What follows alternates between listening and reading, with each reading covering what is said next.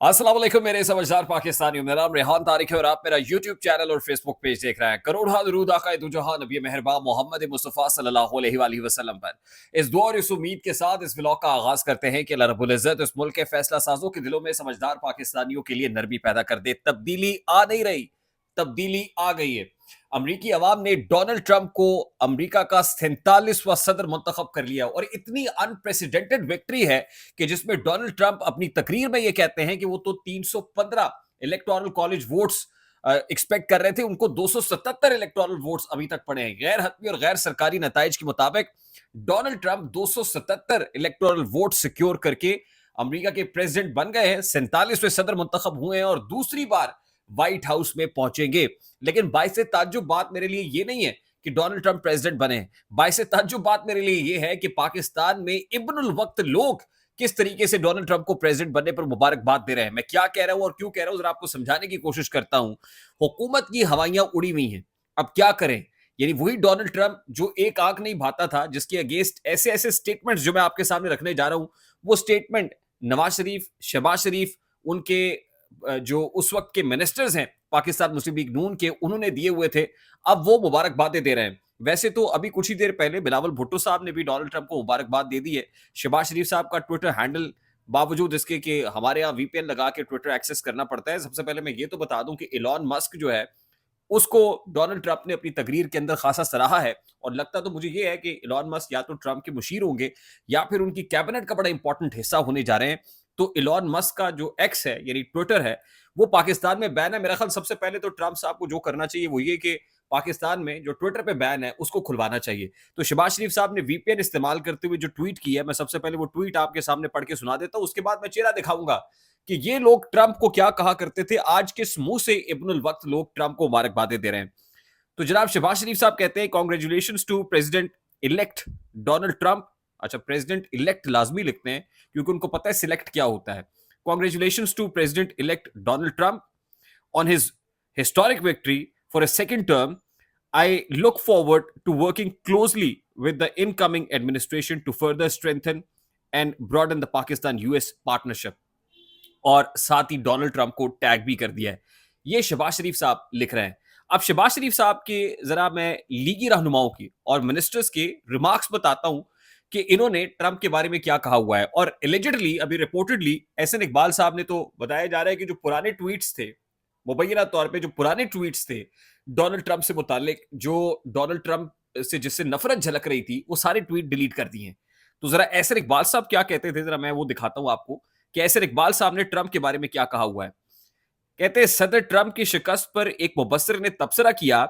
ये जब ट्रंप हारे हैं 2020 में बाइडेन से, तो कहते हैं कि जी सदर ट्रंप की शिकस्त पर एक मुबस्सिर ने तबसरा किया कि ट्रंप जा रहा है, मगर झूठ और नफरत की जो मशीन उसने खड़ी की थी, उसका अमरीकी माशरे को कई बरसों तक जो है वो सामना रहेगा।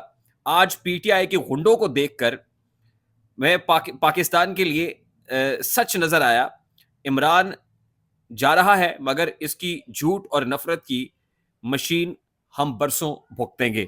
तो ये एहसन इकबाल साहब ने ट्रंप और ट्रंप के फिर कंपैरिजन जो है वो इमरान खान साहब के साथ किया और झूठ और नफरत की जो मशीन है उससे इसको ताबीर किया। हिना परवेज भट्ट साहिबा, जो ट्विटर का भरपूर इस्तेमाल करती हैं, उन्होंने कहा कि खुशामदीद जो बाइडन, यानी बाइडन के जीतने पे कहती है खुशामदीद बाइडन, उम्मीद है आप ट्रंप के बोए हुए नफरत के बीजों को जमीन से उगने नहीं देंगे। पाकिस्तान के साथ अच्छे ताल्लुकात के लिए पुरुमीद हूं। उम्मीद है आप दुनिया में अमन के लिए भरपूर किरदार अदा करेंगे। और फिर हमने देखा कि बाइडन ने दुनिया के अमन के लिए कितना भरपूर किरदार अदा किया। जो एहसन इकबाल साहब के पुराने ट्वीट्स हैं, उसमें वो कहते हैं कि Trump, Modi and Imran Khan are made from the same mould, एक मट्टी से बने हुए हैं। फिर वो कहते हैं all three damaged democracy in their respective countries by building a hate based constituency and by polarizing their societies। ये जनाब एहसन इकबाल साहब के रिमार्क्स हैं। और अब एलिजिडली एहसन इकबाल साहब ने अपने ट्वीट्स डिलीट किए हैं। उसके अलावा PMLN minister allegedly deleted old tweet से मैं आपको बता चुका हूं, और ओल्ड ट्वीट्स के साथ में एक फेरिस्त जो है वो अटैच हुई हुई है।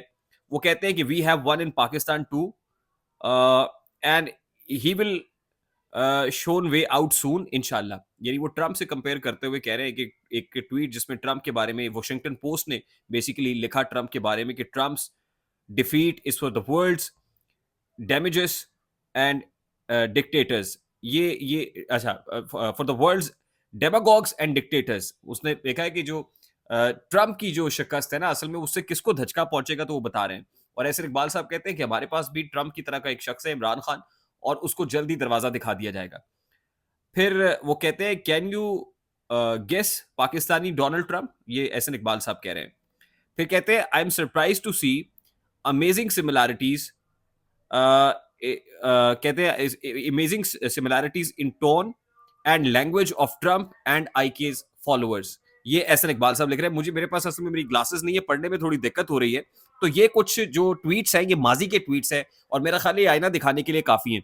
उसके अलावा बिलावल भुट्टो साहब ने जो ट्वीट किया है डोनाल्ड ट्रंप को मुबारकबाद देने के लिए, तो कहते हैं कि congratulations Donald Trump on his election and historic comeback. The people of America have given him and his team, और टीम के नाम भी लिखे हैं, resounding victory. This is an anti-war victory, an anti-war mandate. We hope this new administration will prioritize peace and help uh, end the cycle of perpetual global conflict. तो ये बिलावल भुट्टो साहब कह रहे हैं। और शहबाज शरीफ साहब का जो ट्वीट है मैंने आपके सामने रखा, तो आप किस मुंह से आप मुबारकबादें दे रहे हैं? आप डोनाल्ड ट्रंप को जो कुछ कह चुके हैं, क्या आपको ट्रंप से वो उम्मीद वाबस्ता करनी चाहिए कि ट्रंप भी आके वही कुछ करेगा? भर के ट्रंप ने जो करना है उसने अपनी विक्ट्री स्पीच के अंदर बता दिया। मैं आपको बताऊं कि जो 7 स्विंग स्टेट्स हैं वहां से 4 में तो वाजे बर्तरी ट्रंप साहब को मिली और बाकी में भी वो लीड करते रहे। खास तौर पे जो जॉर्जिया और नॉर्थ कैरोलिना है, इस हवाले से सुबह ही मैं आपको बता चुका था कि यहाँ के 16 इलेक्टोरल वोट्स जो हैं वो डोनाल्ड ट्रंप को पड़े हैं। और बड़ी कंप्रीहेंसिव विक्ट्री, और कंप्रीहेंसिव इन अ सेंस इसलिए भी है कि सेनेट के अंदर सिर्फ हाउस ऑफ रिप्रेजेंटेटिव्स नहीं बल्कि सेनेट में भी उनके 51 वोट्स हो गए आउट ऑफ 100, जो उनको ये इस काबिल बनाते हैं कि वो डिसीजंस लेने में इंडिपेंडेंट होंगे, लेजिस्लेशन में इंडिपेंडेंट होंगे, यानी पावरफुल प्रेसिडेंट होंगे। और ये एंटी एस्टैब्लिशमेंट इलेक्शन था, एंटी एजेंसीज इलेक्शन था, और उसके अंदर जाहिर है उनको डिसीजंस लेने के लिए वो एब्सोल्यूट पावर भी चाहिए थी। तो वैसे तो कहा जाता है कि power corrupts and absolute power corrupt absolutely, लेकिन देखना यह है कि अब ट्रंप साहब ने जो कमिटमेंट्स की हुई हैं, पर्टिकुलरली उन्होंने अपनी तकरीर के अंदर अपनी कैबिनेट का एक नक्शा भी पेश कर दिया कि उनकी काबीना में कौन कौन से लोग शामिल होंगे। कुछ लोगों की सताइश भी हुई है, और साथ ही उन्होंने रीइटरेट किया है कि वो जो बॉर्डर्स हैं उनको बंद करेंगे। इमिग्रेंट्स से मुतालिक उन्होंने कहा कि जो इलीगल इमिग्रेंट्स हैं वो ठीक नहीं, जो लीगली लोग आते हैं उनसे कोई प्रॉब्लम नहीं है। उसके अलावा जो इकोनॉमी को लेके उन्होंने जो वादे किए हुए थे उस मुतालिक भी वो बात कर रहे हैं। और लगता यह है कि ट्रंप के पॉलिटिकल अपोनेंट्स के लिए अब कड़ा वक्त शुरू होने वाला है। और पाकिस्तान के अंदर जो मुसलमानों से मुतालिक जो बड़ी इंपॉर्टेंट बातें उन्होंने की हुई हैं, पाकिस्तान से मुतालिक उन्होंने कैंपेन में इमरान खान से मुतालिक, उनकी रिलीज से मुतालिक जो कुछ ट्रंप ने कहा है, तो लगता यह है कि इमरान खान साहब के लिए पाकिस्तान की, और ये हो नहीं सकता कि इंटरनेशनल एस्टैब्लिशमेंट में इतनी बड़ी तब्दीली आए और उसका इम्पैक्ट या उसकी रिफ्लेक्शन पाकिस्तान में दिखे ना। तो पाकिस्तान में भी बड़ी तेजी से तब्दीली आ नहीं रही, बल्कि आपको तब्दीली जो है वो बड़ी तेजी से, जिसको कहते हैं ना, आती हुई नजर आएगी। यानी तब्दीली समझ लीजिए कि इंटरनेशनल एस्टैब्लिशमेंट अमेरिका में तब्दीली का मतलब पाकिस्तान में एक तब्दीली है, और वो नविश्ता दीवार है।